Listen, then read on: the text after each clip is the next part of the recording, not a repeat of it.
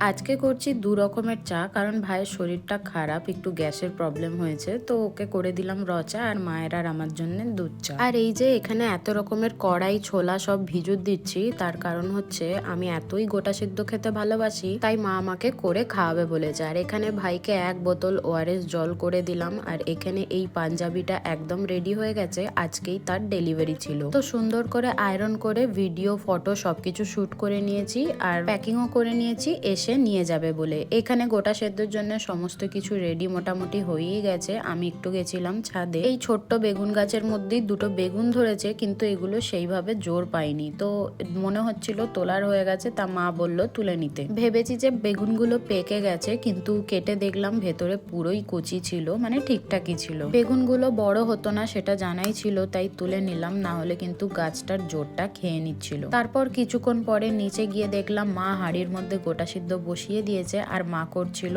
মশলা সমেত গোটা সিদ্ধ। তোমাদেরকে তো আগেও ভিডিওতে বলেছি যে আমাদের গোটা সিদ্ধ নেই, না হলে তো নিয়ম সরস্বতী পুজোর দিনকেই করার। জাস্ট আমি খেতে খুব ভালোবাসি, তাই মা করেছে। আর এই দেখো দেখতে যতটা টেস্টি লাগছে, খেতেও খুবই টেস্টি হয়েছিল।